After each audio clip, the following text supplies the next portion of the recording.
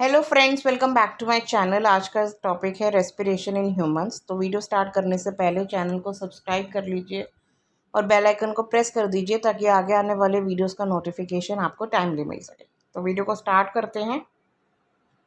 Nutrition in humans. We have discussed nutrition in organisms in the last section. The food material taken in during the process of nutrition is used in cells to provide energy for various life processes. Diverse organisms do this in different ways. Some use oxygen to break down glucose completely into carbon dioxide and water. Some use other pathways that do not involve oxygen. In all cases, the first step is the breakdown of glucose, a 6 carbon molecule, into a 3 carbon molecule called pyruvate. This process takes place in the cytoplasm.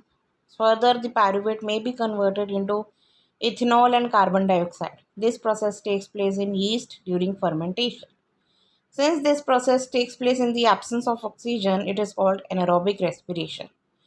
Breakdown of pyruvate using oxygen takes place in the mitochondria. This process breaks up the 3 carbon pyruvate molecule to give 3 molecules of carbon dioxide. The other product is water.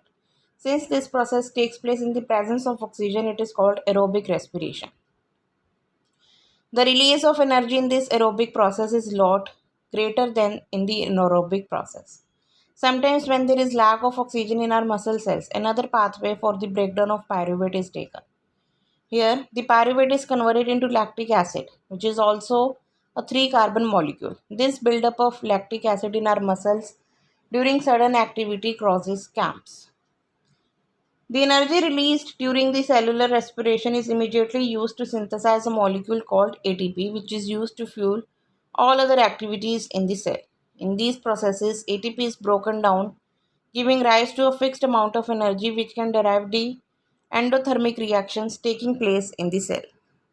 Air is taken into the body through the nostrils. The air passing through the nostrils is filtered by fine hairs that line the passage. The passage is also lined with mucus which helps in this process. From here, the air passes through the throat and into the lungs. Rings of cartilage are present in the throat. These ensure that the air passage does not collapse. Within the lungs, the passage divides into smaller and smaller tubes which finally terminate in balloon like structures which are called alveoli. The alveoli provide a surface where the exchange of gases can take place. We have seen in earlier years, when we breathe in, we lift our ribs and flatten our diaphragm, and the chest cavity becomes larger as a result.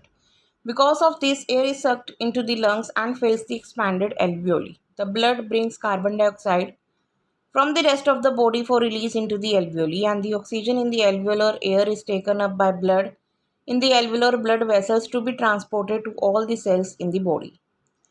During the breathing cycle, when air is taken in and let out, the lungs always contain a residual volume of air so that there is sufficient time for oxygen to be absorbed and for the carbon dioxide to be released.